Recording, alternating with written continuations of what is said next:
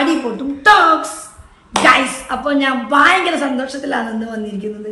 എൻ്റെ പോലെ നിങ്ങൾ കാത്തിരിക്കുന്ന ഒരു സംഭവത്തിൻ്റെ കാത്തിരിപ്പ് 28 തീരാൻ പോവാണ്. യെസ് ഗൈസ്, നമ്മുടെ പൃഥ്വിരാജ് അഭിനയിച്ച ആടുജീവിതം ഫിലിമിലെ ആ ഒരു പൃഥ്വിരാജിൻ്റെ ബോഡി ട്രാൻസിഷൻ്റെ ഫസ്റ്റ് പോസ്റ്റർ ഇറങ്ങി അന്ന് മുതൽ നമ്മളെല്ലാവരും ചർച്ച ചെയ്യപ്പെട്ടതാണ് ആ പടത്തെ പറ്റി. ആ ഒരു പടത്തിൻ്റെ വെയിറ്റിങ്ങിലാണ് നമ്മൾ. ആ പടം ഇറങ്ങിയിട്ട് അതൊന്ന് കാണാൻ പൃഥ്വിരാജ് അതിൽ കഷ്ടപ്പെട്ട് ഭക്ഷണമൊക്കെ കഴിക്കാതിരുന്ന് ആ ബോഡി അതുപോലെ ഉണക്കിയെടുക്കണമെങ്കിൽ, അത് ജിമ്മലായിരുന്നു നമ്മുടെ പൃഥ്വിരാജ്, അത്രയും ബോഡി ഉണക്കിയെടുക്കണമെങ്കിൽ ഒരുപാട് കറക്റ്റായിട്ട് കഷ്ടപ്പെട്ടിട്ടാണ് നിങ്ങൾക്കറിയാം. അപ്പോൾ ആ പടം നമ്മുടെ ഈ 28 തിയേറ്ററുകളിൽ എത്താണ്. നമ്മുടെ ബ്ലെസ്സി സാറ് ഡയറക്ടർ 12 വർഷമായി ഇതിൻ്റെ പുറകെയാണ്. അപ്പോൾ ബ്ലെസ്സി സാറാണ് ഡയറക്ഷൻ. നമ്മുടെ ബെന്യാമിൻ്റെ ആടുജീവിതം എന്ന നോവലിനെ ആസ്പദമാക്കിയാണ് ഈ പടം വന്നിരിക്കുന്നത്. യെസ് ഗൈസ്, അപ്പോൾ ഈ ഫിലിമിൽ ആടുജീവിതം ഫിലിമിൽ നമ്മൾ കാണാൻ പോകുന്ന ഈ ഫിലിമിലെ നായകൻ പൃഥ്വിരാജാണെങ്കിൽ ഈ ആടുജീവിതം നയിച്ച റിയൽ നായകൻ ഇവിടെയുണ്ട് ഗൈസ്. യെസ്, ആരാണ് ഗൈസ് അത്? യെസ്, നമ്മുടെ നജീബിക്കയാണ്. അപ്പോൾ നജീബിക്ക ലൈഫിൽ നേരിട്ട റിയൽ ആയിട്ടുള്ള ആ ആടുജീവിതത്തെ പറ്റിയാണ് ഇന്നത്തെ ടോക്ക്. അപ്പോൾ നമുക്ക് നജീബിക്കയുമായി. തലയ്ക്കൊക്കെ ഒരുപാട് അടിയൊക്കെ കിട്ടിയിട്ടുണ്ട്. പെട്ടുപോയി ഇനി എൻ്റെ ജീവിതം തീർന്നെന്നുള്ളൊരു ചിന്ത എൻ്റെ മനസ്സിലായപ്പോൾ അതൊന്നിപ്പോൾ എനിക്ക് സംസാരിക്കാൻ പറ്റത്തില്ല ആ കാര്യങ്ങളെ പറ്റി. കാരണം അത്രയ്ക്ക്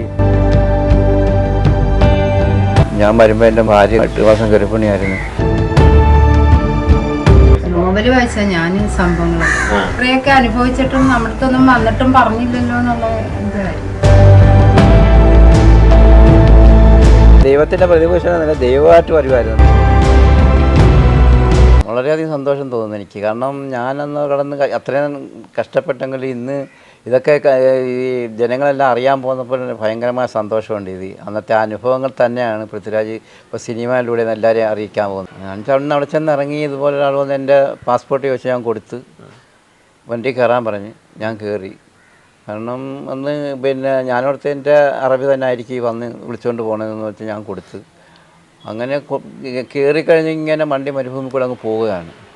ഞാൻ അന്നേരം ഇങ്ങനെ ആലോചിക്കുന്നുണ്ട് അതിനകത്തിരുന്നുണ്ട്, ഇത് നമ്മൾ വന്ന പിന്നെ നമ്മുടെ നാട്ടിൽ നിന്നൊക്കെ ഒരുപാട് പേര് ഗൾഫ് വന്നിട്ടുണ്ട്, ഇവരെല്ലാം ഇത് എവിടാട്ടാണ് പോയേക്കുന്നത്, ഒരു ബിൽഡിങ് പോലും കാണുന്നില്ല എന്നുള്ള ചിന്ത മനസ്സിലുണ്ട്. ഒരുപാട് ഓടിയിട്ടും കാണുന്നില്ല. വന്നപ്പോൾ തന്നെ എനിക്കൊരു ഡൗട്ട് പോലെ തോന്നുന്നുണ്ട്, ഇതെന്താ ഇങ്ങനെ വന്ന് സംഭവിക്കുന്നതെന്നത്.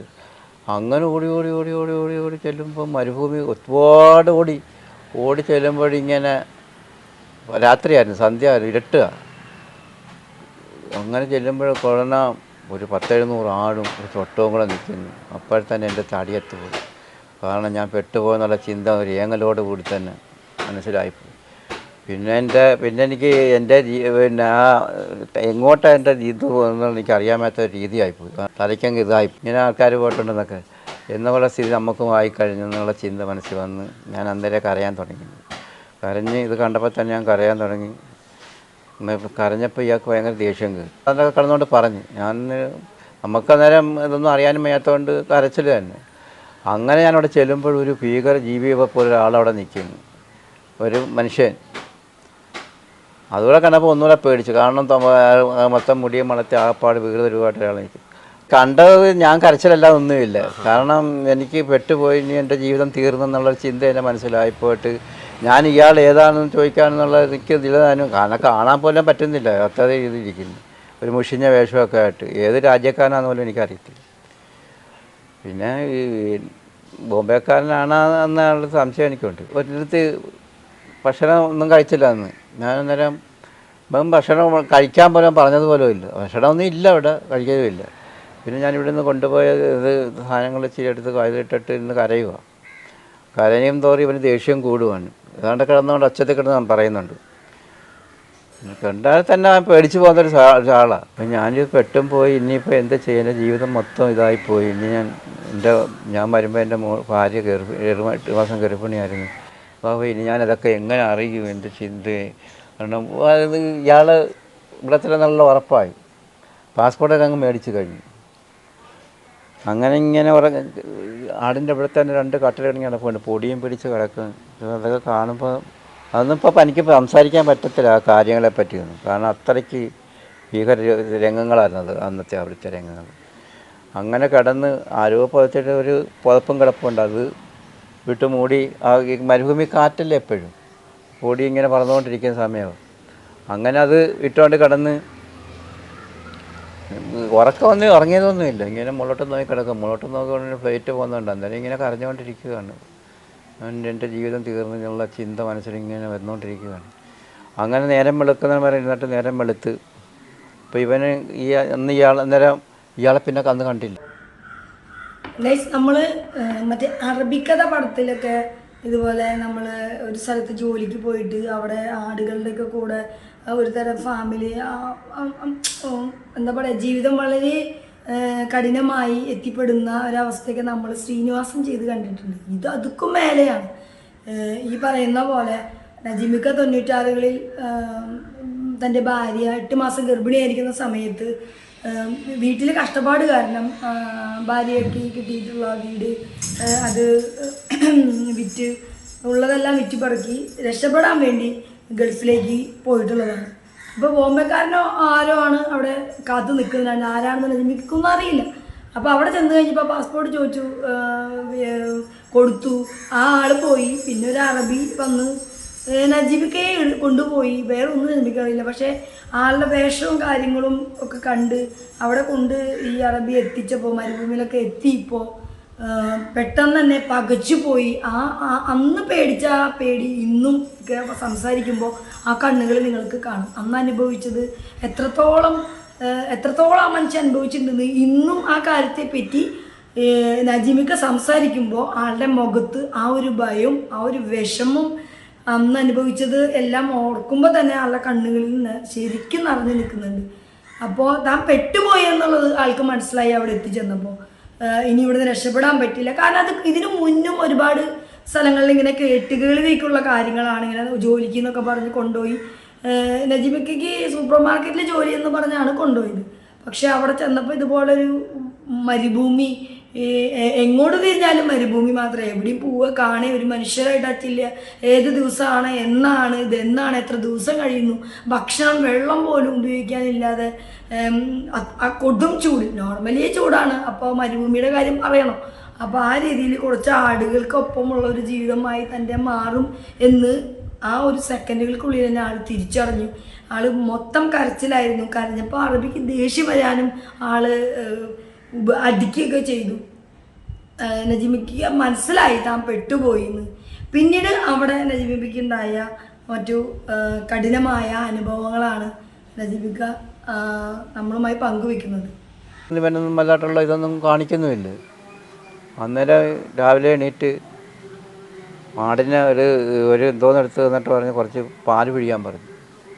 ഞാൻ അന്നേരം കരച്ചില്ല. നമ്മളിത് കണ്ടിട്ടുമില്ല, കേട്ടിട്ടുമില്ല. പിന്നെ ആടിനെ ഇവിടെ കണ്ടിട്ടേ ഉള്ളൂ. ഞാൻ പോയി പിഴിഞ്ഞിട്ട് പാല് വരുന്നില്ല. എന്നിട്ട് ഏതാണ്ട് അറബിയിലൊക്കെയാണ് സംസാരിച്ചത്. ഇപ്പോൾ അതൊക്കെ എനിക്കറിയാം എന്ത് ഭാഷയാണ് പറഞ്ഞതെന്നൊക്കെ. അപ്പോൾ നമ്മളെല്ലാം കേട്ടല്ലേ പറ്റത്തുള്ളൂ. എൻ്റെ കയ്യിൽ അടിമ പോയി വരില്ലേ. അങ്ങനെ തന്നെ പിഴിഞ്ഞിട്ട് പാല് വരുന്നില്ല. പിന്നെ ഭാഗു എന്നൊക്കെ പറഞ്ഞാൽ അവൻ പിന്നെ പിടിച്ച് ഞെക്കി കുറച്ച് പാല് പിഴിഞ്ഞു. എന്നിട്ട് അതവരെന്തോതിനകത്തിട്ട് കാച്ചി കുടിക്കുക. അല്ല വേറെ കുട്ടികൾക്കൊന്നും കൊടുക്കാനല്ല, അവന് കുടിക്കാൻ വേണ്ടി മാത്രം. പിന്നെ രണ്ടാമത്തെ ദിവസം എനിക്ക് അത് പിന്നെ ഇങ്ങനെ പൊക്ക് പിന്നെ നമ്മൾ ചെയ്തില്ലെങ്കിൽ അടി കിട്ടുമെന്നുള്ളത് എനിക്ക് ഉറപ്പാണ്. അങ്ങനെ ഞാൻ പിന്നെ പിറ്റേന്ന് വിളിച്ചിങ്ങനെ വളരെ ഞെക്കിയപ്പോൾ ദൈവത്തിനെയൊക്കെ വിളിച്ച് ഈ ആഴ്ചയിൽ ഇതിനെ വേറെ ഇവൻ്റെ ഒരു ജ്യേഷ്ഠൻ അറബിയാണ് വന്ന് ഇതിനെ കൊണ്ടുപോകുന്നത്. ഈ ആടിനെ കയറ്റാൻ വന്ന് ഈ ആടിനെ പിടിച്ചുകൊണ്ട് വരാൻ ആസ്വത് വെള്ളയ്ക്ക് അതിനെ പോയി പിടിച്ചുകൊണ്ട് വരാൻ പറഞ്ഞപ്പോൾ ഞാൻ കർത്തനെ പിടിച്ചുകൊണ്ട് വന്നു. അറബി പറഞ്ഞപ്പോൾ എനിക്ക് ഭാഷയൊന്നും അറിയത്തില്ല. അന്നേരം അവൻ ഒരടി കിട്ടുന്നേരം നമ്മൾ അടുത്ത് പറയാനാണ് കിട്ടുന്നതെല്ലാം മേടിച്ച് നമ്മൾ പറ്റത്തുള്ളൂ. എനിക്ക് എന്ത് വേണേലും ഞാൻ കേൾക്കുകയൊക്കെ ചെയ്യാം. പക്ഷേ എനിക്ക് പിന്നെ നാട്ടിലേക്ക് ഒരു വിവരം അറിയിപ്പിക്കുന്നവർ മാത്രമേ അത് മാത്രമേ ഉള്ളൂ. അല്ലാതെ വേറെ ചിന്ത വേറെ ഒന്നുമില്ല. നമ്മുടെ ഒരു വിളിയും കാത്തിരിക്കുകയാണല്ലോ. അങ്ങനെ ഓരോ ദിവസം ഇങ്ങനെ തട്ടിയും മുട്ടിയും പിന്നെ ആഴ്ച വന്ന് കയറ്റിക്കൊണ്ട് പോകും. എന്നും പ്രസവേ ഉള്ളവർ. ആടെന്നും പ്രസവിക്കും. പക്ഷേ 10-200 എണ്ണത്തിനെയും കൊണ്ട് ഇങ്ങനെ ഒന്ന് ആ മരുഭൂമി കൂടെ കറങ്ങി. ഇച്ചിരി ദൂരോട്ടൊന്നും പോകാനൊക്കത്തില്ല. ദൂരോട്ട് പോയാൽ ഇവനെങ്കിൽ ബൈനോക്കുലർ വെച്ച് നോക്കിക്കൊണ്ടിരിക്കുകയാണ്. പോക്കും എല്ലാം ഉണ്ടായി. മറ്റവനെ പിന്നെ കണ്ടില്ല നിന്ന്. പിന്നെ പോയി വേറെ ആളിനെ കൊണ്ടുവരിക. അങ്ങനെയൊക്കെയുള്ള പരിപാടി തന്നെ. അങ്ങനെ പിന്നെ ഇങ്ങനെ കൊണ്ടുപോയിക്കൊണ്ട് ഇങ്ങനെ ഒരേ ദിവസം ഇങ്ങനെ തട്ടിയും മുട്ടിയും പോയി ഉണങ്ങിയ കുബൂസ് കഴിക്കാനായിട്ട് തന്നു. ഈ ജ്യേഷ്ഠൻ അറബി കൊടുക്കുന്നതാണ്. അപ്പോൾ അതിൽ നിന്ന് അവൻ കഴിച്ചതിൻ്റെ ബാക്കി കൊണ്ടു തരും. അത് ഇച്ചിരിയൊക്കെ പിച്ചത്തേന് നമ്മുടെ പിന്നെ ഞാനും തടുത്ത് പിന്നെ ഈ ആടിനെ പിഴിഞ്ഞിട്ട് പാല് കുടിക്കാൻ തുടങ്ങി. കാരണം ജീവൻ നന്ന് പോകണ്ടേ, എന്തെങ്കിലും നമ്മൾ രക്ഷപ്പെട്ടാലും നമ്മുടെ ജീവൻ വേണമല്ലോ. അങ്ങനെ പാല് പിഴിഞ്ഞ് കുടിക്കും. പിന്നെ അവിടെ തന്നെ അങ്ങോട്ടും പോകാനൊക്കത്തില്ല. പിന്നെ ഒരു റൂമെന്ന് പറയാനൊന്നുമില്ല. ഒരു ഇങ്ങനെ കിട്ടിയ തണുപ്പ് വെയിലത്ത് തണുപ്പത്തടെ പോയിരിക്കും. എന്തോ വലിയ ചൂടാണെന്നറിയാമോ. എത്ര വെള്ളം കുടിച്ചാലും പിന്നെ കുടിക്കുന്ന വെള്ളം ഒരു ഇതിനകത്ത് വെച്ചേപ്പുണ്ട്, അതിനകത്ത് കുടിക്കും.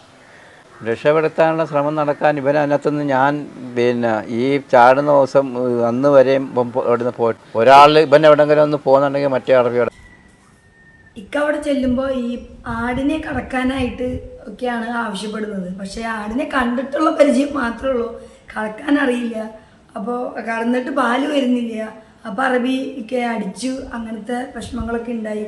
പിന്നീട് കറക്കാനായിട്ട് ചെയ്ത് പഠിച്ചു. അവിടുന്ന് എങ്ങനെയെങ്കിലും രക്ഷപ്പെടണം എന്നൊരാഗ്രഹമായിട്ടാണ് ഓരോ മിനിറ്റും അവിടെ നിന്നിരുന്നത്. പക്ഷേ ആടുകളെയും കൊണ്ട് ഒരാൾ പോകുമ്പോൾ ഈ പറയുന്ന അറബിയുടെ ഒരു ബ്രദർ അറബി വേറെ അവിടെ വരികയായിരുന്നു. ഒരാളെപ്പോഴും അവിടെ ഉണ്ടാവും, ഇവരെവിടെയും പോവാതിരിക്കാനും എല്ലാത്തിനും. കുറച്ച് ദൂരെ മരുഭൂമിയിൽ തന്നെ ആടുകളെയും കൊണ്ടും ഒന്ന് നീങ്ങുമ്പോഴേക്കും ബൈനാക്കുലർ വെച്ച് ഇങ്ങനെ നോക്കിക്കൊണ്ടിരിക്കും, എവിടേക്കാണ് പോകുന്നത് എന്നൊക്കെ നിരീക്ഷിച്ചുകൊണ്ടിരിക്കാം. അതല്ല ഇക്കൊക്കെ അറിയായിരുന്നു. പിന്നെ പെട്ടെന്ന് എവിടെയും ഇങ്ങനെ ചാടി രക്ഷപ്പെടാനൊന്നും പറ്റില്ലല്ലോ. ഇങ്ങോട്ട് തിരിഞ്ഞാലും മരുഭൂമി, ഇങ്ങോട്ട് തിരിഞ്ഞാലും മരുഭൂമി, എവിടെ തിരിഞ്ഞാലും മരുഭൂമി. ഒരു റോഡ് ഒന്ന് കിട്ടിക്കഴിഞ്ഞാലാണ് അതിൽ പോകുന്ന ഏതെങ്കിലും ഒരു വാഹനത്തിന് കൈ കാണിച്ച് രക്ഷപ്പെടുത്തണമെന്ന് പറയാൻ പറ്റുള്ളൂ, മറ്റുള്ളവർ നമ്മളെ കാണുള്ളൂ. അപ്പോൾ അത്തരത്തിലും ഒരു ബുദ്ധിമുട്ടും തൻ്റെ ഗർഭിണിയായ ഭാര്യയെ നാട്ടിൽ വിളിച്ച് ഒന്ന് എന്തെങ്കിലും ഒന്ന് പറയാൻ, കാരണം ഗൾഫിലേക്ക് കയറി പോന്നിട്ട് തൻ്റെ ഒരു വിളിയും പ്രതീക്ഷിച്ചിരിക്കുകയായിരിക്കും, താനിവിടെ എത്തിയോ ജോലിക്ക് കയറിയോ എന്ന്. പക്ഷേ വിളിക്കാനോ പുറംലോകമായിട്ടുള്ളൊരു കോണ്ടാക്റ്റോ ഒന്നും ഇക്കയ്ക്ക് കഴിഞ്ഞിരുന്നില്ല. അതിൻ്റെ ഒരു മനപ്രയാസം. പിന്നെ ഈ പറയുന്ന വെള്ളം വരെ എത്ര കുടിച്ചാലും വെള്ളം ദാഹം നിൽക്കില്ല, എത്ര കുടിച്ചാലും നിൽക്കില്ല. കുളിക്കാനൊക്കെ പറഞ്ഞു കഴിഞ്ഞിട്ടുണ്ടെങ്കിൽ ഒരു ദിവസമൊക്കെയാണ് കുളിക്കാൻ കഴിഞ്ഞിരിക്കണേ. ആ ആടിന് വെച്ച വെള്ളം എടുത്ത് കുളിച്ചപ്പോൾ പോലും അറബി ഒക്കെ ഒരുപാട് വഴുക്ക് പറയുകയൊക്കെ ചെയ്തു. പിന്നെ അങ്ങനെ മുടിയും താടിയൊക്കെ വളർത്തി ഈ ഫോട്ടോയിൽ കാണുന്ന പൃഥ്വിരാജിൻ്റെ പോലെ, ആടുജീവിതം ഫിലിമിൽ പൃഥ്വിരാജിൻ്റെ പോലെ റിയലായിട്ട് അങ്ങനെ തന്നെയായിരുന്നു. പിന്നെ ആ കുളിക്കണം അല്ലെങ്കിൽ ക്ലീൻ ആക്കണം അല്ലെങ്കിൽ അങ്ങനെ നടക്കണമെങ്കിൽ എന്നൊക്കെയുള്ള ചിന്തയൊക്കെ ആൾ വിട്ടു. ഈ ആടുകളുടെ കൂടെയുള്ള ഒരു ജീവിതവുമായി പൊരുത്തപ്പെടാൻ മനസ്സിൽ തനിക്ക് ഇനി ഇവിടുന്ന് ഒരിക്കലും രക്ഷപ്പെടാൻ പുറംലോകത്തേക്ക് കഴിയില്ല എന്ന് സ്വന്തമായി മനസ്സിൽ വിചാരിച്ചു. പക്ഷെ എന്നെങ്കിലും ഇവിടുന്ന് രക്ഷപ്പെടണം എന്നുള്ളൊരു ആഗ്രഹം ഉള്ളിലുണ്ടെങ്കിലും കഴിയില്ല എന്ന് വിചാരിച്ച് തന്നെ ആ ജീവിതവുമായി പൊരുത്തപ്പെട്ട് താടി മുടിയെല്ലാം വളർത്തി മുഷിഞ്ഞ വേഷത്തിൽ അങ്ങനെ പോകാൻ തുടങ്ങി. അപ്പോൾ ഇച്ചിരി ദൂരമായിട്ട് പോയാൽ അങ്ങനെയാണ് ഇവനെല്ലാം കണ്ടുപിടിക്കുന്നത്. അതുകൊണ്ട് എങ്ങോട്ടും പോകാനൊക്കത്തില്ല. നമ്മളിപ്പോൾ പോയാലും നമുക്കെന്താ ഏതെങ്കിലും റോഡ് കാണുവാണെങ്കിൽ കുഴപ്പമില്ല. ഇതൊന്നും അങ്ങോട്ട് നോക്കുമ്പോഴേ ഇങ്ങനെ മാനം മുട്ടിക്കിടക്കുന്ന പോലെ ഇങ്ങോട്ട് നോക്കുന്നത് എല്ലാം ഇങ്ങനെ തന്നെ. പിന്നെ എങ്ങോ ഏത് ലക്ഷ്യത്തിൽ ഓടാനാ. പിന്നെ ഇങ്ങനെ ഓരോ ദിവസം ഇങ്ങനെ തട്ടിമുട്ടി ഇങ്ങനെ പൊയ്ക്കൊണ്ടിരിക്കുകയാണ്. അങ്ങനെ ഇത്രയും നാളിങ്ങനെ കഴിഞ്ഞു പോയി. കുളിക്കുകയും മറ്റു കാര്യങ്ങളൊക്കെ എങ്ങനെ കുളിക്കുകയൊക്കെ ചെയ്യുമായിരുന്നു? ഒരു ദിവസമായിട്ടിടയ്ക്ക് ഞാൻ ഇച്ചിരി അടിഞ്ഞു കൊടുക്കുന്ന നല്ലയിടത്ത് കുളിച്ച് എന്നിട്ട് വന്ന് ഒരുപാട് വഴക്ക് പറഞ്ഞു. പിന്നെ മത്ത എന്നൊക്കെ കുറച്ചൊക്കെ വിളിച്ച് ഒന്നും അറിയില്ലായിരുന്നു. അത് കേട്ട് പല്ല് തേക്കാൻ പോലെ വെള്ളം എടുക്കാൻ സമ്മതിക്കത്തില്ല പിന്നല്ലേ. അങ്ങനെ ഒരു ദിവസം കുളിച്ച് എൻ്റെ ഇടയ്ക്ക്. പിന്നെ പൊടിയും പൊടിയായിട്ട് ഇങ്ങനെ വെറും വികൃത രൂപമായിട്ട് നടന്ന് നമുക്കും പിന്നെ അതെല്ലാം വിട്ട് ആ മൈൻഡ് അങ്ങ് വിട്ട് പിന്നെ നമ്മുടെ അങ്ങനെ പിന്നെ ഇങ്ങനെ കടഞ്ഞ് തന്നെ പിന്നെ ഇങ്ങനെ ഇത് ഈ ബോംബെയിലുള്ള ഒരാളിങ്ങനെ എവിടെയോ മരുഭൂമിയിൽ നിന്ന് ഒരാളിങ്ങനെ ചാടി വന്നതാണ് എൻ്റെ ഇങ്ങനെ കൊണ്ടുപോകുന്നത്. എനിക്ക് അയാളെ എപ്പോഴും മറക്കാനൊക്കെ, കാരണം അതേപോലത്തെ ഒരു മനുഷ്യൻ. ദൈവത്തിൻ്റെ പ്രതിപൂഷണം തന്നെ ദൈവമായിട്ട് എനിക്കൊരു കൂട്ടിനാടേ ഉള്ളൂ. അതുകൊണ്ട് ഞാൻ ആളുടെ പേരൊക്കെ ആയിട്ട് വിളിക്കും, എനിക്ക് ഇഷ്ടമുള്ള പേരൊക്കെ അങ്ങ് വിളിക്കും. പിന്നെ നമുക്ക് മക്കൾക്ക് അന്നേരം എൻ്റെ പേരിടാനെന്ന് അറിയാം, അതുകൊണ്ട് അതിനെ ഒരേ പേരിട്ട് അങ്ങ് വിളിക്കും. എൻ്റെ ഒരു സന്തോഷത്തിന് വേണ്ടി അങ്ങനെ വിളിക്കുമായിരുന്നു. എന്ന് പറഞ്ഞാൽ ഞാൻ രണ്ടാമത് നമ്മളിപ്പോൾ അവിടെ പോയിട്ട് വന്നിട്ട് എല്ലാം നഷ്ടപ്പെട്ടു പോയില്ലേ. അന്ന് ഞാൻ പോകുമ്പോൾ 5 സെൻറ്റ് സ്ഥലം എൻ്റെ ഭാര്യയുടെ 5 സെൻറ്റ് സ്ഥലം വിറ്റിട്ട് അന്നത്തെ 50,000 രൂപ കൊടുത്താൽ ഞാൻ പോകും. ഒരു സൂപ്പർ മാർക്കറ്റിലേക്കാണെന്ന് പറഞ്ഞാൽ പോയത്. ഞാൻ അതിൽ ഒരു റിയാല് ഞാൻ അത്രയും നാൾ ജോലി ചെയ്തിട്ട് ഞാൻ കണ്ടിട്ടില്ല. ഈ എന്നെ കൊണ്ടുപോയി ചാടിച്ചു കൊണ്ടുപോയ ആളാണ് അയാളെ ചീനാർ തരുന്നത്. അന്നാണ് ഞാൻ റിയാല് കാണുന്നത്. അങ്ങനെ റോഡിൽ നിന്നിട്ട് പിന്നെ ഒരുപാട് വണ്ടിക്കൊക്കെ കൈ കാണിച്ച്, എന്നിട്ട് ഒന്നും നിർത്തുന്നില്ല. കാരണം നമ്മൾ കണ്ടാൽ നിർത്തത്തില്ല, അതേപോലത്തെ വേഷമൊക്കെയാണ്. അങ്ങനെ രാഷ്ട്രീയ അറബി കൊണ്ട് നിർത്തി തന്നിട്ട് പിന്നെ ഈ റിയാദ് ബത്തെ എന്ന് പറയാൻ പറഞ്ഞു. ഇയാൾ പറഞ്ഞു എൻ്റെ അടുത്ത്, അറബികൾ ചോദിക്കുകയാണെങ്കിൽ റിയാദ് ബത്തെ എന്ന് പറയാൻ പറഞ്ഞു. നമ്മുടെ മലയാളി എന്നൊക്കെ അയാൾക്ക് അറിയാം എന്ന് പറഞ്ഞു. പിന്നെ കണ്ടപ്പോൾ അയാൾക്ക് ഒരു മലയാളിയുടെ അടുത്ത് തോന്നിക്കാണുമായിരിക്കും. ഞാനീ സംസാരിക്കുന്നത് എനിക്ക് അന്നേരം ഒന്നും അറിയില്ല. അങ്ങനെ ഇയാളൊരു അറബി കൊണ്ട് നിർത്തിയിട്ട് കയറാൻ പറഞ്ഞു. കയറി അവിടെ പുറയിലിരുന്നു. അങ്ങനെ ചെക്ക് പോസ്റ്റൊക്കെ ഉണ്ട്, അതെല്ലാം കഴിച്ച് ഈ അറബിയോടെ കൊണ്ടുപോയിട്ട് അറിയാതെ പറ്റിയെന്ന് ഞാൻ ഇങ്ങനെ പറഞ്ഞു. അങ്ങനെ ഒത്തിരി ഓടണം, ചെക്ക് പോസ്റ്റൊക്കെ കഴിച്ച് പോകണം. ഓടി പോയി അവിടെ ചെന്ന് ഇറങ്ങുമ്പോഴന്നാണ് സൗദി അറേബ്യ കാണുന്നത്. കാരണം ഒരു വ്യാഴാഴ്ചയായിരുന്നു. ലക്ഷക്കണക്കിന് ആൾക്കാർ, ഒരു ടൗണാണ് ഈ റിയാദ് ബത്തെ എന്ന് പറയുന്നത്. അന്നേരം പിന്നെ അവിടെ നമുക്ക് മള്ളിഞ്ഞുള്ളിയിടാൻ സ്ഥലമില്ല, അതേപോലെ ജനങ്ങൾ തിങ്ങി. വ്യാഴാഴ്ച ആയതുകൊണ്ട് ഒരു ജോലി, മറ്റേ വെള്ളിയാഴ്ച ലീവായതുകൊണ്ട് എല്ലാവരും വ്യാഴാഴ്ച ഇവിടെ വന്നതിന് സാധനങ്ങൾ മേടിക്കാനും മറ്റേതിനൊക്കെ നിൽക്കുക. അങ്ങനെ നിന്നപ്പോൾ ഞാൻ എന്നെ ഇറക്കി വിട്ട ഒരു കടക്കാരൻ അവിടെ കണ്ട്, എന്നെ ഇറക്കി വിടുന്ന ഈ അറബി കണ്ട്, ഒരു ഹോട്ടലുകാരൻ കണ്ട്. അപ്പോൾ അയാൾ എന്നെ വിളിച്ചിട്ട് അകത്ത്. അപ്പോൾ എൻ്റെ അടുത്ത് ചോദിച്ചൊന്നുമില്ലൊന്നും, ഭക്ഷണം കഴിക്കാൻ പറഞ്ഞു. അയാൾ വേറെ ഒന്നും ചോദിച്ചില്ല, ഭക്ഷണം കഴിക്കാൻ പറഞ്ഞു. അത് കണ്ടാൽ മനസ്സിലാവും ആൾക്കാർക്ക്. അങ്ങനെ അയാൾ കയറ്റി കഴിച്ചിട്ട് എല്ലാ ഭക്ഷണമൊക്കെ കഴിച്ചാൽ അന്നേരം ആദ്യമായിട്ട് നല്ല ഫുഡ്. ഒരു ദിവസം ഒരു ചാൻസ് കിട്ടാണ്, അവിടെ ആരും ഇല്ലാത്തൊരു ചാൻസ് കിട്ടിയപ്പോൾ നമ്മുടെ നജീബിക്ക അവിടെ നിന്ന് കിട്ടിയ ചാൻസ് ഇനി ഇതുപോലെ വന്നില്ലെങ്കിലോ എന്ന് വെച്ച് മരുഭൂമിയിൽ കൂടെ കിടന്ന് ഓടുകയാണ്. രക്ഷപ്പെടാൻ തൻ്റെ സൈഡിൽ നിന്ന് ഒരു ശ്രമം നടത്താണ്. ആ ഓട്ടം 1.5 ദിവസം നീണ്ടു. 1.5 ദിവസം മരുഭൂമിക്കൂടെ നീണ്ട് ഓടിയിട്ടാണ് ഒരു റോഡ് കാണുന്നത്. ഒരുപാട് പേര് കൈകാട്ടി, ആരും നിർത്തിയില്ല. കാരണം മുഷിഞ്ഞ് താടിയും മുടിയൊക്കെ വളർത്തി ശരീരം ആകെ മുഷിഞ്ഞ് നാറി പൊടിയൊക്കെ ആയി നിൽക്കുന്ന ഒരാളാണല്ലോ. പക്ഷേ ആ വഴിക്ക് വന്ന വേറൊരാൾ മലയാളിയാണ് ഇതെന്ന് മനസ്സിലായി കാണാം, അല്ലെങ്കിൽ ഇതുപോലെ പെട്ടുപോയതാണെന്ന് ഈ രൂപതൊക്കെ കണ്ടപ്പോൾ മനസ്സിലായി കാണാം. നജീബിക്കായ വണ്ടിയിൽ കയറ്റിയും പോകുന്ന വഴിയിൽ ചെക്ക് പോസ്റ്റുകളും പല ചെക്കിങ്ങും കാര്യങ്ങളൊക്കെ ഉണ്ട്. ആരെങ്കിലും എന്തെങ്കിലും ചോദിച്ചു കഴിഞ്ഞാൽ റിയാദ് ബത്തേന്ന് പറയണം എന്നും പറഞ്ഞ് പഠിപ്പിച്ചായിരുന്നു. അങ്ങനെ പോകുന്ന വഴിയിൽ ഇതുപോലെ ചെക്കിംഗ് ഒക്കെ വന്നപ്പോൾ ഇതുപോലെ റിയാദ് ബത്തേന്ന് പറഞ്ഞു. എന്നിട്ട് അങ്ങനെ പിന്നീട് അവിടെ എത്തി. ഒരു വ്യാഴാഴ്ച ദിവസമായിരുന്നു. അവിടെ ഗൾഫ് രാജ്യങ്ങളിലെല്ലാം വെള്ളിയാഴ്ച മുടക്കമായതുകൊണ്ട് വ്യാഴാഴ്ച ഉച്ച കഴിയുമ്പോഴേക്കും ആളുകളെല്ലാം ഭയങ്കര തിരക്കായി തുടങ്ങും ടൗണിലൊക്കെ. അന്നാണ് ഗൾഫിൽ വന്നിട്ട്, അതായത് 2 കൊല്ലത്തോളം ഈ മരുഭൂമിയിൽ, എത്ര കൊല്ലം കഴിഞ്ഞു എത്ര ദിവസം കഴിഞ്ഞു ഒന്നും ഇക്കൊക്കെ അറിയുന്നുണ്ടായില്ല. 2 കൊല്ലത്തോളം ഈ മരുഭൂമിയിൽ കിടന്നിട്ട് സൗദി കാണുന്നത് അന്നായിരുന്നു. അവിടെ ടൗണിൽ റിയാദ് ബത്തെ അവിടെ എന്താ പറയുക, അവിടെ ആളുകളുടെ തിരക്കുകളും ആ ടൗണും ഒക്കെ അന്നാണ് കണ്ടത്. അവിടെ ആ രക്ഷപ്പെടുത്തി കൊണ്ടുവന്ന അറബി ഇറക്കി വിട്ടു. അറബി അങ്ങനെ വണ്ടിയിൽ ഇറക്കി വിടുന്നത് അവിടെ അടുത്തുള്ള ഒരു കടയിൽ ഒരാൾ കണ്ടായിരുന്നു. ആൾക്കിത് കണ്ടപ്പോൾ തന്നെ മലയാളിയാണെന്ന് മനസ്സിലായി. അയാൾ ഒരു റെസ്റ്റോറൻറ്റ് നടത്തായിരുന്നു. ആള് കോഴിക്കോടുകാരനാണ്. ആള് നമ്മുടെ നജിമിക്കയെ വിളിച്ചു കൊണ്ടുപോയി ഭക്ഷണം തരാമെന്ന് പറഞ്ഞ് ഭക്ഷണം കൊടുത്തു.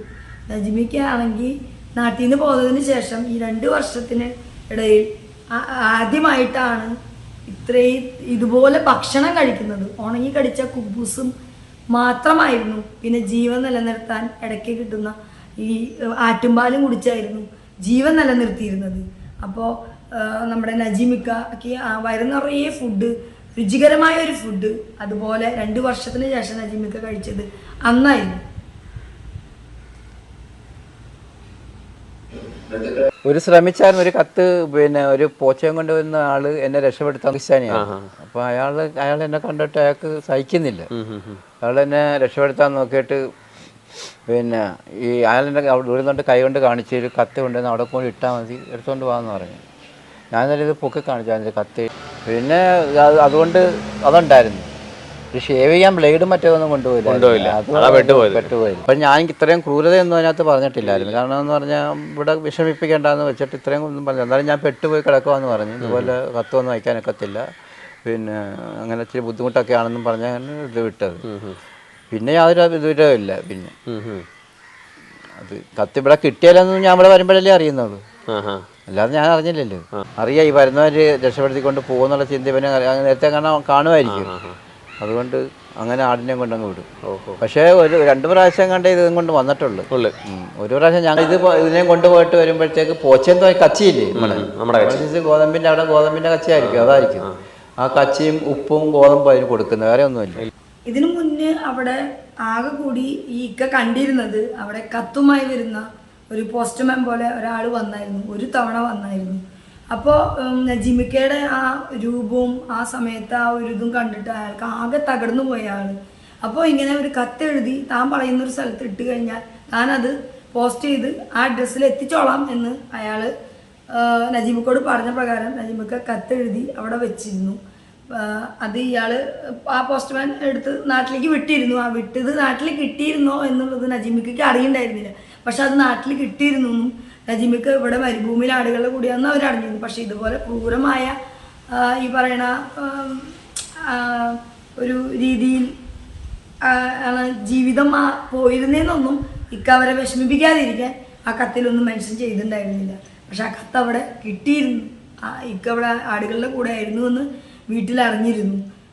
ഈ പറയുന്ന ആളെ പിന്നെ ഒരു തവണ കൂടി അവിടെ വന്നിട്ടുണ്ട് ആ പോസ്റ്റ്മാൻ. പക്ഷെ ഈ ആ ഒരാളുമായി ഉള്ള ഈ ഒരു വരവ് നജീമിക്കയെ ഇവിടെ നിന്ന് രക്ഷപ്പെടുത്തുമോ അല്ലെങ്കിൽ പുറത്തേക്ക് ചാടോ എന്നുള്ളൊരു പേടി അറബിക്ക് മുൻകൂട്ടി ഉണ്ടായിരുന്നത് കൊണ്ട് ആൾ വരുന്ന ദിവസങ്ങൾ പ്രത്യേക ദിവസങ്ങൾ ഉണ്ടായിരിക്കും. ആ ദിവസങ്ങളിൽ ആടുകളെയും കൊടുത്ത് നജീമിക്കയും പെട്ടെന്ന് തന്നെ വേറൊരു രീതിക്ക് പറഞ്ഞു വിടുമായിരുന്നു. പിന്നീട് ഈ പോസ്റ്റ്മാനായിട്ടുള്ളൊരു കണക്ഷന് ഒരു വഴി ഒരുക്കിയില്ല അവിടെ ഉണ്ടായിരുന്ന ആ അറബി. അത് പറയൊന്നുമില്ല. ഗോതമ്പും കച്ചിയും ഉപ്പുമാണ് കൊടുക്കുന്നത്, വെള്ളവും, ഇത് മാത്രമേ ഉള്ളൂ, അല്ലാതെ തീറ്റയൊന്നുമില്ല. പക്ഷെ പെട്ടെന്നാണ് വളർന്ന് കയറുന്നത്. തലയ്ക്കൊക്കെ ഒരുപാട് അടിയൊക്കെ കിട്ടിയിട്ടുണ്ട് ഞങ്ങൾക്കൊക്കെ ആദ്യമൊക്കെ. പിന്നെ അടി തന്നെ പിന്നെ ഞാനിതൊക്കെ മനസ്സിലാക്കി, ഒരു ഇതൊക്കെ മനസ്സിലാക്കിയപ്പോൾ പിന്നെ അവിടുത്തെ എക്സ്പെർട്ട് ആയി. പിന്നെ അവന് ഈ ആടിൻ്റെ കുഞ്ഞുങ്ങളുമായിട്ടുള്ള കൂട്ടുകെട്ടും അങ്ങനെ അങ്ങ് പോവുക. ദിവസം ഏതാ പിന്നെ ഇപ്പം ഏത് മാസമായി എന്നുള്ള ചിന്തയെല്ലാം നമ്മളെ മനസ്സിൽ നിന്ന് പോയി. കാരണം ഇപ്പം ഈ നമ്മളിരുന്ന് കാര്യം പറയുന്നെങ്കിൽ അന്ന് നിന്നുള്ള ഇത് മനസ്സേ ഇല്ല, കൂട്ടുകാർ വരെ വിട്ടുപോയി. അങ്ങനെയുള്ള ഒരു മാനസികമായ ഒരു അവസ്ഥയിലായിപ്പോയി. നമ്മുടെ നജീമിക്ക ഈ സ്ഥലത്ത് നിന്ന് രക്ഷപ്പെട്ടു വന്നതിന് ശേഷം വീണ്ടും ഗൾഫിലേക്ക് ഒരു 2000 നജീമിക്കയുടെ അളിയൻ വഴി അവിടെ അവരുടെ കുറച്ച് ബന്ധുക്കളൊക്കെ ഉണ്ടായിരുന്നു. അപ്പോൾ അവിടേക്ക് ഗൾഫിലേക്ക് വീണ്ടും 2000 പോവുകയാണ്. നമ്മുടെ ആടുജീവിതം നോവലാണ് നമ്മൾ ഏറ്റവും ആദ്യം വായിച്ചിരിക്കുന്നത്. ഞാൻ വായിച്ചിട്ടുണ്ട്, നിങ്ങളും വായിച്ചിട്ട് കാണും. ബെന്യാമിൻ്റെ ആടുജീവിതത്തിലേക്ക് എങ്ങനെ നമ്മുടെ നജീമിക്കയുടെ കഥ എത്തി എന്നുള്ളതാണ് ഇനി നമുക്കറിയേണ്ടത്. ബെന്യാമിനെ എങ്ങനെ പരിചയപ്പെട്ടു? അപ്പോൾ ഈ ബെന്യാമിനെ പരിചയപ്പെടുന്നത് ഈ അലിയൻ്റെ ഫ്രണ്ടാണ് ഈ സുനിൽ. അപ്പോൾ ഈ സുനിൽ എന്ന് പറയുന്ന ആളുടെ ഫ്രണ്ടാണ് ബെന്യാമിൻ. അപ്പോൾ ഈ എന്തെങ്കിലും ഒരു ജോലിയുടെ കാര്യം നജീബിക്കയ്ക്ക് വേണ്ടി അവിടെ പോയിട്ട് സംസാരിച്ച് സുനിലിൻ്റെ അടുത്ത് തനിക്കുണ്ടായിരുന്ന ഈ മരുഭൂമിയിൽ താൻ മുന്നു വന്നിരുന്നപ്പോൾ ഗൾഫിൽ വന്നപ്പോൾ നേരിട്ട അനുഭവങ്ങളെല്ലാം പറഞ്ഞത് കേട്ടപ്പോൾ ആ സുനിലിന് അത് ഭയങ്കര ഒരു നെഞ്ചിൽ കൊള്ളുകയും ആ ത്രെഡ് തൻ്റെ നോവലെല്ലാം എഴുതുന്ന കഥകൾ എഴുതിയിരുന്ന തൻ്റെ സുഹൃത്തായ ബെന്യാമിനുമായി പങ്കുവെക്കുകയും അങ്ങനെയാണ് ബെന്യാമിന് ഈ ആടുജീവിതം എന്ന നോവലിലേക്ക് ഇത്രയും പ്രശസ്തമായ ഒരുപാട് അവാർഡുകൾ നേടിയിട്ടുള്ള ആ നോവലിലേക്ക് എത്തിപ്പെടാനായിട്ട് ഇൻസ്പയർ ആയത്. ആ സമയത്ത് അവിടെ ഈ പറയുന്ന സുനിൽ നമ്മുടെ നജീമിക്കയ്ക്ക് ഒരു ജോലി ശരിയാക്കി കൊടുത്തു. ക്ലീനിങ് സംഭവങ്ങളൊക്കെയാണ്, ഈ വേസ്റ്റ് പറക്കൽ അങ്ങനത്തെ കാര്യങ്ങളൊക്കെ. പക്ഷെ നമ്മുടെ നജീമിക്കയെ സംബന്ധിച്ചിടത്തോളം അത് നല്ലൊരു ജോലിയായിരുന്നു. കാരണം നജീമിക്ക മുന്നേ അനുഭവിച്ച കൊണ്ടു നടന്ന ഒരു ജോലിയും ആ ജീവിത രീതികളും വെച്ച് നോക്കുമ്പോൾ ഇത് സ്വർഗമായിരുന്നു. അത്രയും നല്ലൊരു ജോലിയായിരുന്നു. എനിക്ക് സന്തോഷത്തോടെ മനസ്സമാധാനത്തോടെ ചെയ്യുന്ന ജോലിക്കുള്ള പൈസയും മേടിച്ച് സന്തോഷത്തോടെ മനസ്സമാധാനത്തോടെ ചെയ്യാൻ പറ്റുക, ജീവിക്കുക എന്ന് പറയുന്നത് തന്നെ വലിയ കാര്യം. അപ്പോൾ അതിന് പറ്റിയ ഒരു ചെറിയൊരു ജോലി അവിടെ നജീമിക്കയ്ക്ക് ഈ പറയുന്ന സുനിൽ എന്ന് പറയുന്ന ആൾ നജീമിക്കയുടെ സ്റ്റോറി എല്ലാം കേട്ടപ്പോൾ റെഡിയാക്കി കൊടുത്തു. ബെന്യാമ് 1 വർഷത്തോളം നമ്മുടെ നജീമിക്കയുമായി സംസാരിച്ച് നജീമിക്കയ്ക്ക് ആ മരുഭൂമിയിൽ അന്ന് അനുഭവിക്കേണ്ടിരുന്ന ഓരോ കാര്യങ്ങളും ചോദിച്ചറിഞ്ഞ് ആണ് ഈ ഒരു ആടുജീവിതം എന്ന് പറയുന്ന നോവല് എഴുതാൻ തുടങ്ങിയത്. ആ നോവല് പുറത്തു വന്ന് അതിൻ്റെ ആദ്യ ബുക്ക് പ്രകാശനം ചെയ്തപ്പോൾ ആദ്യത്തെ ബുക്ക് കൊടുക്കുന്നത് നമ്മുടെ നജീമിക്കയ്ക്കാണ്. പിന്നീട് നമ്മുടെ കേരള സാഹിത്യ അക്കാദമി അവാർഡ് അതിന് കിട്ടിയപ്പോൾ ഒന്നും കൂടി പ്രശസ്തമായി ഈ നജീമിക്ക എന്ന് പറയുന്ന ആളും ബെന്യാമിൻ്റെ ഈ ആടുജീവിതം എന്ന ബുക്കും. പിന്നീട് അവിടെ നിന്ന് അങ്ങോട്ട് ആടുജീവിതം എന്ന ബുക്കിൻ്റെ വളർച്ച, ആ ഒരു കഥ, ആടുജീവിതം എന്ന് പഠിക്കാൻ പോലും നമ്മൾക്കൊക്കെ ഉണ്ടായിരുന്നു. വളരെ വലിയൊരു വളർച്ചയായിരുന്നു. എന്താ പറയുക, ആ ബുക്ക് ഇറങ്ങിയതിന് ശേഷമാണ്, ആ നോവൽ വായിച്ചതിന് ശേഷമാണ് തൻ്റെ വീട്ടുകാരും ഭാര്യയും എല്ലാവരും താൻ എന്തൊക്കെയാണ് അനുഭവിച്ചിരുന്നത് എന്നുള്ള ആ കാര്യങ്ങളെല്ലാം അറിഞ്ഞ് കണ്ണുകളോടെ കരഞ്ഞുകൊണ്ട് ഇത്രയൊക്കെ വിഷമങ്ങൾ അനുഭവിച്ചിരുന്നു ദിവസങ്ങളോളം കരഞ്ഞിട്ട് അവർക്ക് അത് വായിക്കുമ്പോൾ തന്നെ അവർ കരയാണ്. തൻ്റെ ഭർത്താവ് അല്ലെങ്കിൽ തൻ്റെ കുടുംബത്തിലുള്ള ഒരാൾ ഇതൊക്കെ അനുഭവിച്ചതല്ലേ എന്നുള്ളൊരു വിഷമം അവർക്കുണ്ടായിരുന്നു. നജീമിക്കയോ ഈ വിഷമമൊക്കെ അനുഭവിച്ചു, ഇനി മറ്റുള്ള ആരോടത് പറഞ്ഞ് വിഷമിപ്പിക്കണ്ട എന്ന് കരുതിയാണ് ആളാരോടത് പറയുക. അങ്ങനെ നമ്മുടെ ആടുജീവിതം നോവല് സിനിമയാവാൻ പിന്നീട് ബ്ലെസ്സി സാറിൻ്റെ തോട്ടിലേക്ക് വന്നു. അങ്ങനെ ബ്ലെസ്സി സാറ് ആ ഒരു ഫിലിമിൻ്റെ ചിന്തകൾ 12 വർഷത്തെ ഒരു കഷ്ടപ്പാടെന്നൊക്കെ പറയുമ്പോൾ ആ ഒരു പടം പുറത്തിറങ്ങാൻ 12 വർഷം കൊണ്ട് ഉരുത്തിരിഞ്ഞ് അത്രയും പ്രശസ്തമായ ഒരു നോവല് അതുപോലെ തന്നെ ചിത്രീകരിക്കുക, അതും അന്താരാഷ്ട്ര ലെവൽ ചർച്ച ചെയ്യപ്പെടുന്ന രീതിയിലാണ് അതിൻ്റെ ചിത്രീകരണവും കാര്യങ്ങളും എല്ലാം വന്നിരിക്കുന്നത്. നമ്മൾ ഫസ്റ്റ് ഒരു പോസ്റ്റർ കണ്ടപ്പോൾ തന്നെ, പൃഥ്വിരാജിൻ്റെ കണ്ടപ്പോൾ തന്നെ നമ്മളൊക്കെ ഞെട്ടിയിരിക്കുകയാണ്, കാത്തിരിക്കുകയാണ്. അതിൻ്റെ ഒരു എക്സൈറ്റ്മെൻറ്റ് തന്നെയാണ് എനിക്കും നിങ്ങൾക്കുമെല്ലാം. അപ്പോൾ ആ ഒരു നോവല് നജീമിക്കയുടെ ഈ റിയൽ ആടുജീവിതം, ജീവിതത്തിൽ അനുഭവിച്ച ആ ഒരു ആടുകളുടെ കൂടെയുള്ള ആ ഒരു ജീവിതത്തിൽ എന്തെല്ലാം അനുഭവിച്ചു, എന്തൊക്കെ നേരിട്ടു എന്നൊക്കെ സിനിമയായി നമ്മൾ തിയേറ്ററുകളിൽ വിഷ്വലി സ്ക്രീനിൽ കാണാൻ പോവാണ്. ഇത് കേൾക്കുമ്പോൾ തന്നെ ഇത്രയൊക്കെ അനുഭവിച്ചുല്ലോ, ഇതൊക്കെ ശരിക്കാണല്ലോ എന്ന് പറയുമ്പോൾ നജീമിക്ക റിയലായിട്ട് അനുഭവിച്ച ആളായതുകൊണ്ട് ആ പുള്ളിക്ക് ഇത്രയും വർഷത്തിന് ശേഷം അത് പറയുമ്പോഴും ആളുടെ മുഖത്തും കണ്ണിലും അതെല്ലാം വരുന്നുണ്ട്, കണ്ണുകൾ നിറയുന്നുണ്ട്. അപ്പോൾ ഇത് നമ്മൾ വിഷ്വലി കാണാൻ പോവാണ്. അപ്പോൾ അതെങ്ങനെയായിരിക്കും, അതും ഈ പറയുന്ന പൃഥ്വിരാജ് ഇത്രയും കഷ്ടപ്പെട്ട് ബോഡി ട്രാൻസിഷനൊക്കെ ചെയ്ത് കഷ്ടപ്പെട്ടിട്ടാണ് അത്രയും ഒരു ചേഞ്ച് വരുത്തിയിരിക്കുന്നത്. അപ്പോൾ ആ ഒരു കഷ്ടപ്പാടിൻ്റെ റിസൾട്ട് എന്തായാലും ആ പടത്തിൽ കാണും. നമ്മളെല്ലാ മലയാളികളും ഈ പടം കാണും. എന്താ പറയുക, നമുക്ക് ഈ പടത്തിൽ നമുക്കതൊക്കെ അനുഭവിച്ച എല്ലാ കാര്യങ്ങളും നേരിട്ട് ഇനി കാണാൻ പറ്റും. അപ്പോൾ നമ്മുടെ കണ്ണുകളെല്ലാം നിറഞ്ഞൊഴുകുമായിരിക്കാം. ഇപ്പോൾ റിയൽ സ്റ്റോറികളുടെ കാലമാണ്. അപ്പോൾ നമ്മളെല്ലാവരും ഈ സിനിമ ഇരുകൈ നീട്ടി സ്വീകരിക്കുന്നു ഉറപ്പാണ്. പൃഥ്വിരാജ് നജീമിക്കയെ ബ്ലെസ്സി സാറും പൃഥ്വിരാജും ഒക്കെ സമീപിക്കുകയും നജീമിക്കോട് ഇത് ഫിലിമാക്കാണ് ഈ ആടുജീവിതം എന്ന് ബ്ലെസ്സി സാറ് പറയുകയും, അപ്പോൾ ഇക്കയ്ക്ക് അത് വലിയ സന്തോഷമാവുകയും തൻ്റെ ഒരു ജീവിതം, ആരും അറിയാതെ പോയിരുന്നൊരു ജീവിതം ഫിലിമായി പുറത്ത് വന്ന് ഒരുപാട് ആളുകൾ താനന്ന് അനുഭവിച്ചതൊക്കെ അറിയാൻ പോവുകയാണെന്ന് കേൾക്കുമ്പോൾ തീർച്ചയായിട്ടും നജീമിക്കയ്ക്ക് സന്തോഷം. തൻ്റെ ഒരു ഡ്രീം പ്രൊജക്റ്റായ ഈ ബെന്യാമിൻ്റെ ആടുജീവിതം ഫിലിമായി കൊണ്ടുവരുന്നതിൽ ബ്ലെസ്സി സാറിനും ഒരുപാട് എക്സൈറ്റ്മെൻറ്റും, തൻ്റെ ജീവിതത്തിൽ ഏറ്റവും അധികം ഈ ഒരു ഫിലിമിന് വേണ്ടിയാണ് ബോഡി ട്രാൻസിഷൻ ചെയ്യാൻ വേണ്ടി ഒരുപാട് കഷ്ടപ്പെട്ട് പട്ടിണി കിടന്ന് നമ്മുടെ ജിമ്മനായിരുന്നു പൃഥ്വിരാജ് കഷ്ടപ്പെട്ടിരിക്കുന്നത്. അറിയാലോ, നമുക്ക് അത് ബോഡി കണ്ടാൽ അറിയാം ആളെത്രയും നമ്മുടെ പൃഥ്വിരാജ് അത്രയും ഡെഡിക്കേറ്റഡ് ആയിട്ട് അത് ചെയ്തിട്ടുണ്ടെന്ന്. അപ്പോൾ നമുക്ക് തന്നെ അത് കാണുമ്പോൾ വിഷമമാവും. ആ ഒരു പടത്തിൽ കാണിച്ചിരിക്കുന്ന ആ ഒരു പൃഥ്വിരാജിൻ്റെ താടിയും മുടിയും ആ മുഷിഞ്ഞ് നാറിയ വേഷവും പൊടി ഒക്കെ അടിച്ചിട്ടുള്ളതും ആ ഒരു ലുക്കൊക്കെ അതുപോലെ തന്നെ ആയിരുന്നു റിയൽ ലൈഫിലും നജീമിക്കയുടെ എന്ന് നജീമിക്കോട് ചോദിച്ച് മനസ്സിലാക്കിയിട്ടാണ് അത്തരത്തിലുള്ളൊരു വേഷവിധാനം കാര്യങ്ങളെല്ലാം ഇതിൽ ചെയ്തിരിക്കുന്നത്. അപ്പോൾ തീർച്ചയായിട്ടും നമുക്ക് ആടുജീവിതം 28-ന് റിലീസാണ്. നമ്മളെല്ലാവരും പോയി തിയേറ്ററിൽ പോയി കാണണം. എല്ലാവരും ആ പടം കഴിഞ്ഞിട്ട് സ്വീകരിക്കണം. നജീമിക്കയുടെ ഈ ജീവിതം സ്ക്രീനിൽ പൃഥ്വിരാജ് ചെയ്തു കാണുമ്പോൾ നമുക്കത് എങ്ങനെയാണെന്ന് നോക്കാം. അപ്പോൾ എന്താ പറയുക, അതിൻ്റെ ഒരു നല്ലൊരു എക്സൈറ്റ്മെൻറ്റോടെ കൂടി നമുക്ക് ഇന്നത്തെ ഈ ടോക്ക് നിർത്താം. അടുത്ത നല്ലൊരു ടോക്കായിട്ട് നമുക്ക് വീണ്ടും കാണുമ്പോഴേക്കും ബൈ.